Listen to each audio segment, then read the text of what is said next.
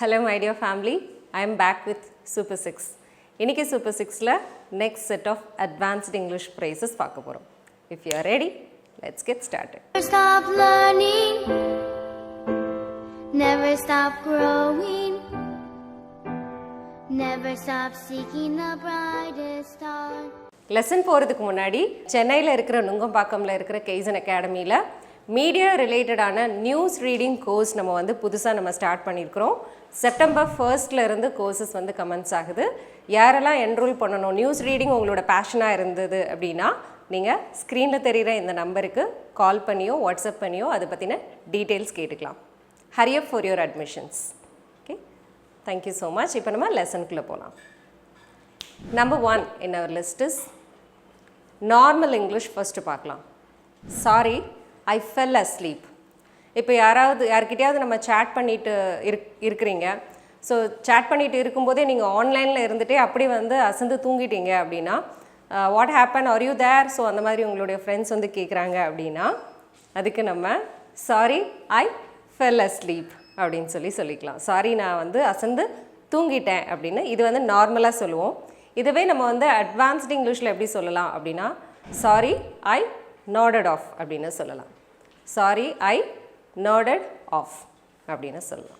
Number 2 in our list is please wait a minute அப்படின்னு சொல்லுவோம்ல, ஒரு நிமிஷம் வெயிட் பண்ணுங்க அப்படின்னு நம்ம ஒருத்தர்கிட்ட சொல்கிறதுக்கு நார்மலாக ப்ளீஸ் வெயிட் a minute அப்படின்னு சொல்லுவோம்.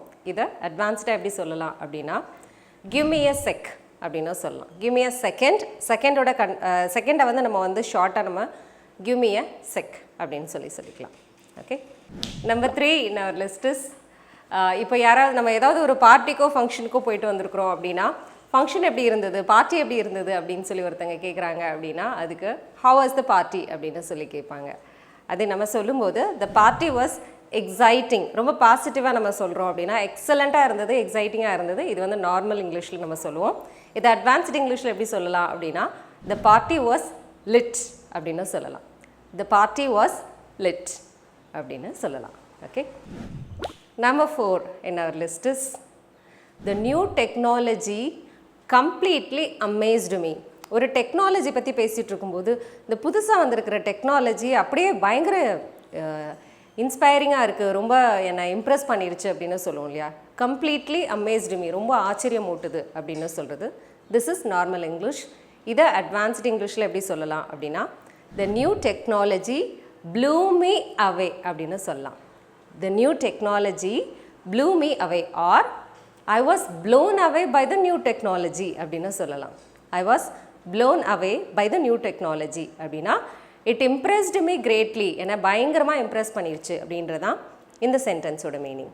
Okay, number 5 in our list is I have decided to cancel the tour. நான் அந்த டூரை கேன்சல் பண்ணலான்னு டிசைட் பண்ணியிருக்கிறேன் அப்படின்றது நார்மல் இங்கிலீஷ். இது அட்வான்ஸ்ட் இங்கிலீஷில் I have decided to call off the tour அப்படின்னு சொல்லலாம். I have decided to call off the tour. Instead of cancel, cancelக்கு பதிலாக call off அப்படின்ற phrasal verb யூஸ் பண்ணியிருக்கோம் இங்கே.